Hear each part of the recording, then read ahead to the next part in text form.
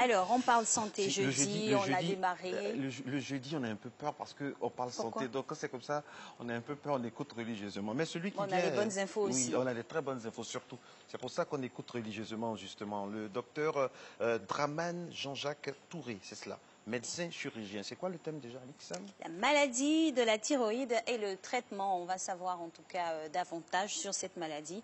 Elle a plusieurs déclinaisons. Il va nous donner toutes les informations et puis c'est sûr qu'on aura des solutions avec le traitement. C'est parti, élément illustratif.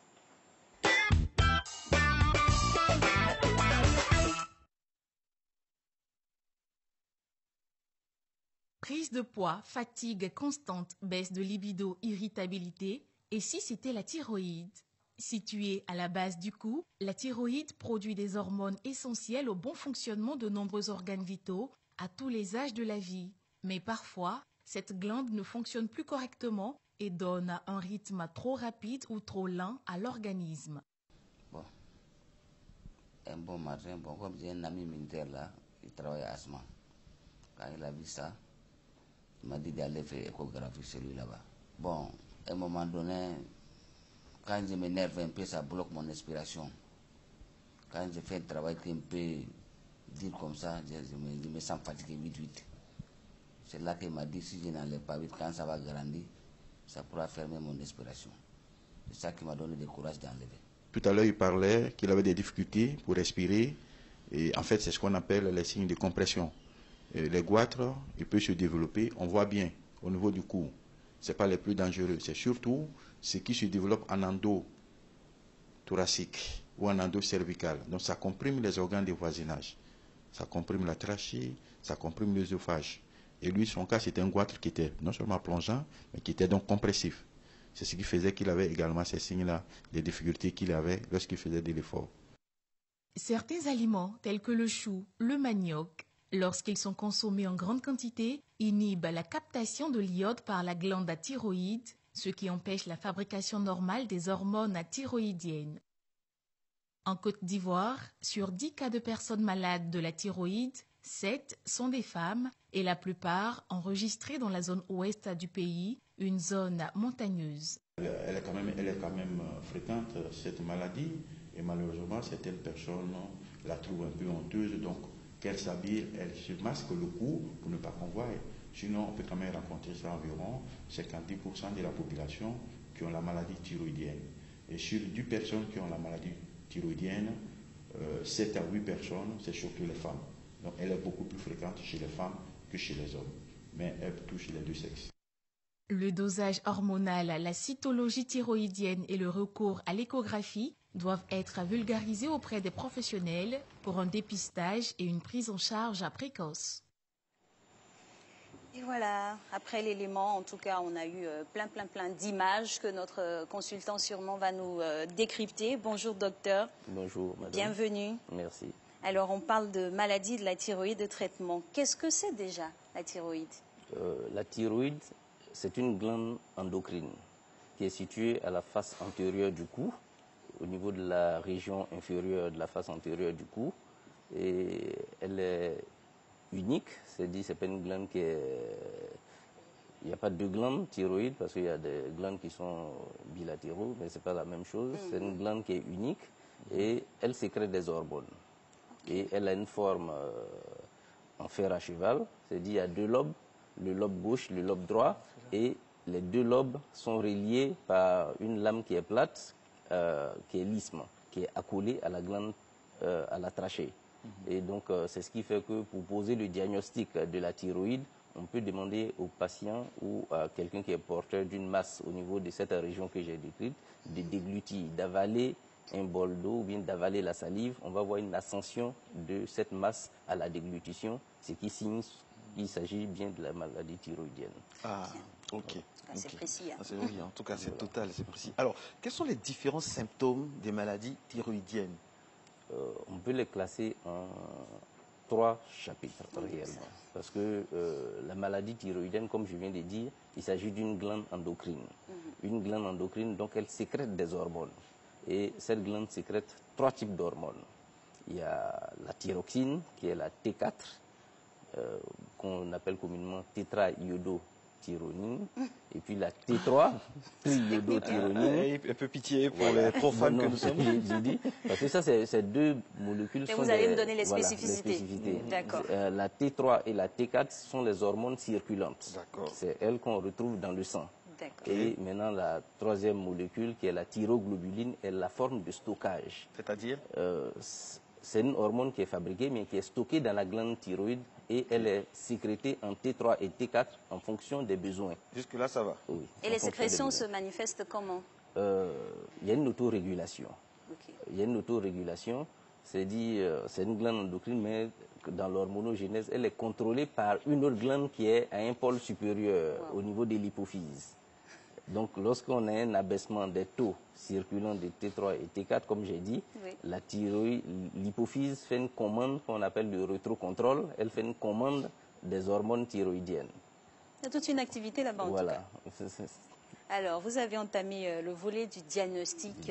Quel examen l'on soumet un patient ou un sujet Bon, le premier examen déjà, c'est de connaître la fonction même, comment la glande fonctionne lorsqu'elle est malade.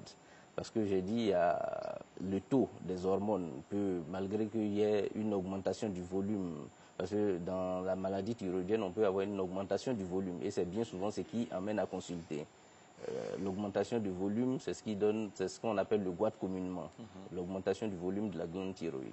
Lorsqu'elle augmente, le taux d'hormones peut rester normal. Et donc, lorsque le taux d'hormones reste normal, vous verrez que quelqu'un a une volumineuse tuméfaction, mais il n'a aucun signe. En fait, il est apparemment normal, puisqu'il n'a pas de perturbation, il ne ressent aucun signe. Donc, lorsque le taux d'hormones arrive à baisser, là, on a une perturbation, ou si le taux d'hormones augmente. Lorsque le taux d'hormones baisse, on a une tendance à l'obésité. C'est-à-dire qu'il y a une prise de poids. Et il y a une fatigabilité, on est fatigué. Et on prend du poids, on est ralenti. Vous verrez qu'on ne peut même pas monter des marches parce qu'on est fatigué. On a même des œdèmes, on parle de myxœdème, on a des œdèmes au niveau des jambes et même du corps. Donc souvent on pense que la personne, l'impression qu'on donne généralement, c'est quelqu'un qui va bien, puisqu'on prend du poids. On dira, mon ami, ça va bien. Mange bien, il se nourrit bien. Alors que la prise de poids s'assimile à un bien-être, alors que ça peut cacher des maladies. Voilà, ça peut cacher énormément de maladies. Voilà. Alors, docteur, ça nous amène à la troisième, à une autre, au niveau des glandes des maladies thyroïdiennes, les examens, vous avez cité déjà les bilans hormonaux. Les bilans. Maintenant, est-ce qu'il y a des examens spécifiques qu'on peut faire? Bien sûr. L'un des premiers examens aussi, c'est l'échographie. D'accord. À lui seul, il pose le diagnostic. Comme j'ai dit, il y a 3 parties. L'échographie va nous dire la pathologie est située au niveau de l'ensemble de la glande thyroïde ou des différentes parties que j'ai citées. On peut aussi aller beaucoup plus loin. Il y a la scintigraphie qui utilise des iodes radioactifs. Il y aura des zones de fixation. Si on a des zones de fixation qui sont chaudes, on pense à une glande qui est hyper toxique, qui sécrète beaucoup d'hormones. On peut avoir des zones d'hypofixation, des nodules froids. Donc on peut penser ici à des zones cancéreuses ou bien même des kystes. Alors cette maladie, elle prend sa source beaucoup plus dans l'activité hormonale. Oui. Pourtant, on sait que entre les hommes et les femmes, c'est plus les femmes qui développent ce genre de mutation-là. Pourquoi cette prévalence? Généralement, la glande, ce qui entraîne surtout dans les goitres qui sont endémiques, le facteur dans les goitres endémiques, on a la baisse de l'absorption d'iode. Et l'iode est situé dans la nature, c'est dans la consommation qu'on trouve l'iode. Donc les régions généralement de montagne, on a un déficit en iode. Donc on va avoir la prévalence de la maladie thyroïdienne dans ces régions. Mais d'autres facteurs dans certains goitres qu'on rencontre le plus souvent, et on a certains facteurs comme par exemple le stress peut induire ça, et aussi le stress, ou bien des chocs émotionnels. On peut aussi avoir l'allaitement. Donc c'est ce qui explique le tropisme chez la femme. Et une grossesse aussi peut induire cette perturbation et déclencher la maladie thyroïdienne par l'importance des besoins en iode qui sont, puisqu'il faut allaiter et le bébé et dans la grossesse et l'enfant aussi, donc ce qui augmente les besoins en iode, qui explique la prévalence de cette maladie, plus chez la femme que chez l'homme. Docteur, c'est une maladie qui a un large spectre. Hein? Ça va donc du ralentissement du rythme cardiaque, de la tension qui s'élève, d'une prise de poids. Voilà. Et quand c'est comme ça, c'est la fonction première de la thyroïde sur l'être humain déjà. Faut qu'on en parle aussi. La thyroïde, comme je dis, dans les glandes endocrines, elle a une fonction qui est primordiale. Elle stimule l'absorption d'oxygène déjà. D'accord. Et c'est une hormone aussi de croissance. C'est une hormone, elle transforme aussi le carotène en vitamine A. Donc vous voyez que ça veut dire quoi? Transforme le carotène en vitamine A. Pour nous, ça veut dire quoi concrètement? Le carotène, c'est une molécule qu'on a dans la consommation, mais la vitamine A, on sait qu'elle est essentielle pour le développement et non seulement même pour l'acuité visuelle et tout ça. Donc, c'est pour faire cette transformation, on a besoin des hormones thyroïdiennes pour faire cette transformation-là. Et elle aussi, elle abaisse le cholestérol dans le sang, les hormones thyroïdiennes. Donc, en favorisant l'absorption des lipides. Tout ce qui est lipides, c'est elle qui permet l'absorption. Et puis, elle permet aussi la maturation sexuelle chez l'homme comme chez la femme. Vous voyez qu'elle est essentielle même pour la vie de l'être humain. Voilà. Vous avez parlé d'un élément très important. Elle favorise la circulation de l'oxygène. Donc, quand elle intervient comme pathologie, maladie, elle peut freiner aussi la bonne respiration. Ça peut créer des problèmes. Au niveau de l'hémoglobine, oui, parce que lorsque on a une maladie thyroïdienne, comme je dis, en fonction du degré de l'augmentation des hormones ou de la baisse des hormones, on va ressentir cette perturbation. Parce que plus on est en hypothyroïdie, les signes sont différents. Autant qu'on soit en hypothyroïdie ou en hyperthyroïdie. Comme j'ai dit, en euthyroïdie, lorsque le taux d'hormones est stable, il n'y a aucune manifestation. Les pathologies se manifestent lorsqu'on est en hypo ou en hyperthyroïdie. Et c'est à ce moment-là qu'on a ces différents signes. À quel moment on peut parler de cancer, d'ablation de la thyroïde, tout ça? À quel niveau? Qu'est-ce qui pourrait entraîner un patient? Quelles sont les négligences qui pourraient vraiment entraîner? Donc, déjà, lorsqu'on a une augmentation du volume de la thyroïde, il faut consulter. Déjà, toute augmentation... On touche où là, comme ça, là? Là, on voit une tuméfaction, il y a une augmentation, une masse qui se fait au niveau de la région antérieure du cou. Et cette masse est ascensionnée à la déglutition. Donc on pense déjà à la thyroïde. Il faut faire des examens, notamment les hormones, l'échographie. Avec ces deux-là, on peut déjà avoir une idée de la maladie thyroïdienne. Et en fonction de ce que l'échographie va donner, on va faire un certain nombre d'examens et c'est avec la scintigraphie et mieux avec la cytoponction. On peut prendre une aiguille fine pour aller faire un petit prélèvement au niveau, si on a un nodule, pour voir l'aspect du nodule et on saura s'il s'agit d'une masse qui est d'origine cancéreuse ou pas avant de décider du traitement qu'il faudra faire. On a parlé tout de suite de la prévalence dans une partie bien précise de notre pays. Alors quand tout ceci n'est pas suivi, toutes ces étapes-là, la dégradation nous mène à quoi? Lorsqu'on a une perturbation des hormones thyroïdiennes déjà, pour l'activité même, ça va poser problème. Quelqu'un qui a une hyperthyroïdie, vous verrez qu'il aura des problèmes cardiaques, il aura des palpitations, il aura une exophthalmie, les yeux vont... La vue va baisser. Pas baisser, mais on va avoir une protrusion de l'œil. L'œil a tendance à sortir... On a l'impression que les yeux veulent sortir. Veulent sortir de l'orbite.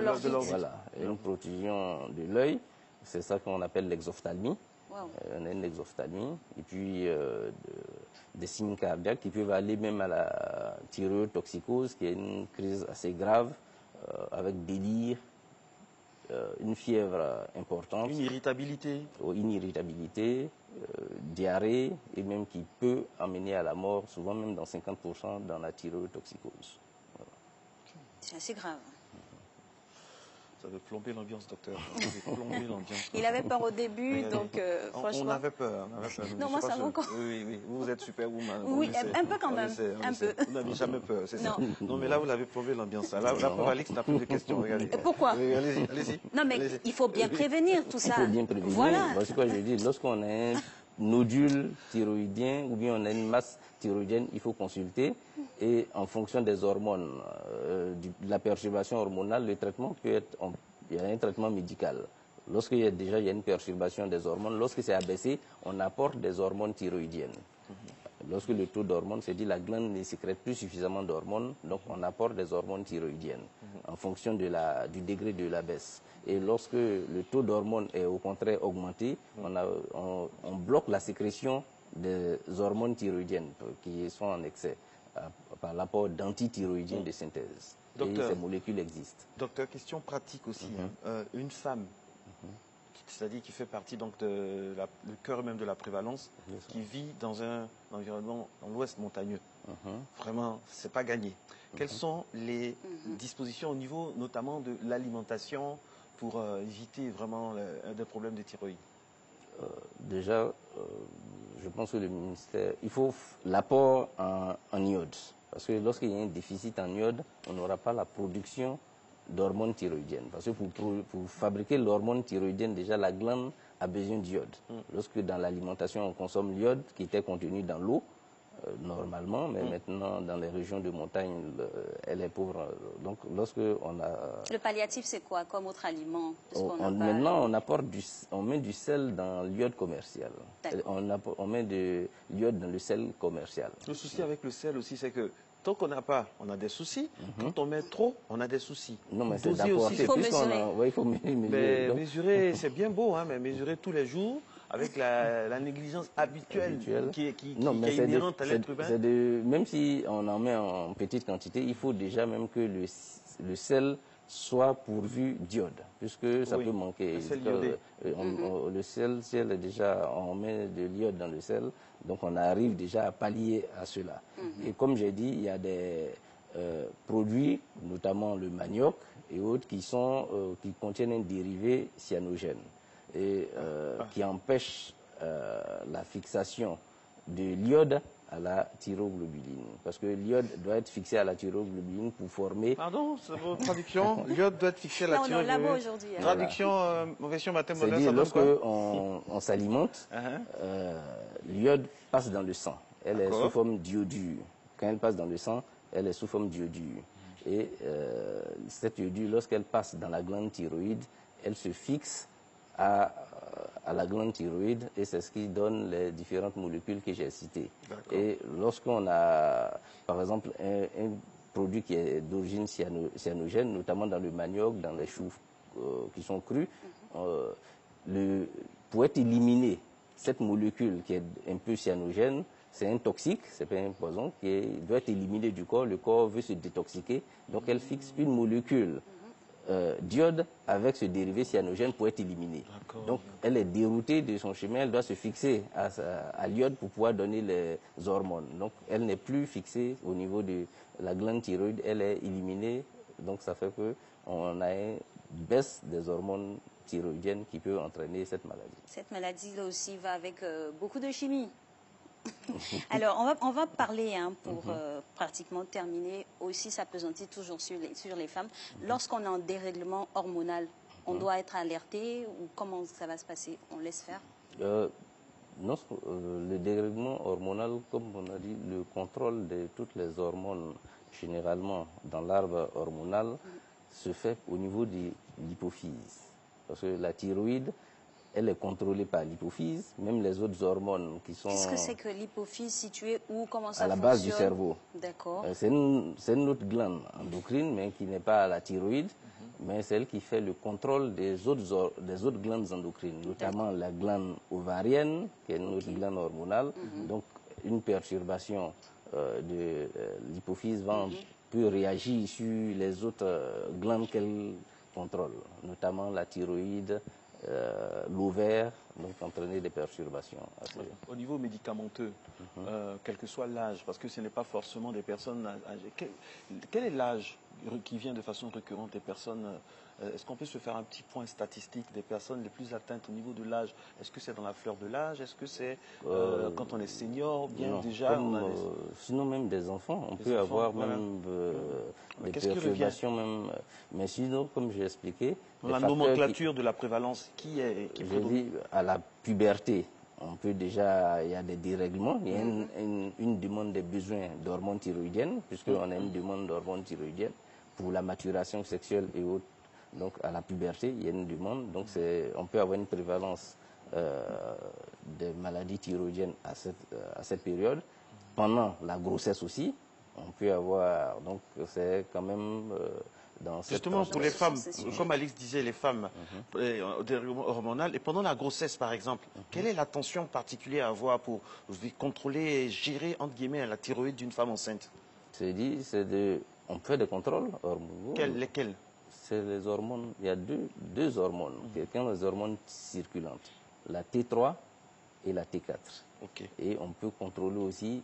C'est automatique pour les femmes enceintes actuellement en Côte d'Ivoire? Non, c'est pas automatique. C'est dit, dans un premier temps, si elle n'a pas de pathologie thyroïdienne, déjà, c'est de faire l'apport en iode, pour ne pas qu'elle soit... Parce que les besoins augmentent pendant la grossesse, donc il ne faut pas qu'il y ait un manque d'iode pendant cette période-là. Merci à vous, docteur Dramane, Jean-Jacques Touré. C'est ça la magie des médecins. Sur un sujet aussi difficile, ils arrivent vraiment à vous entraîner et à faire en sorte que vous puissiez être vraiment sans peur, comme Alice qui n'a pas peur, qui m'a communiqué sa non-peur. Ouais. Mais les femmes sont courageuses quand même. Ah oui, hein. Parce que franchement, elles sont très touchées dans bon nombre de maladies. Il y a toujours une prévalence qui regarde vers les femmes. Gageons vraiment le don de la vie. Gageons vraiment que tout cela puisse permettre à nos braves dames de l'ouest du pays et de toutes les régions donc d'avoir une alimentation idoine qui va avec. Allez, merci. Réalisation Soro, félicité. On se retrouve demain, Dieu voulant, toujours avec la même santé, par la grâce de Dieu.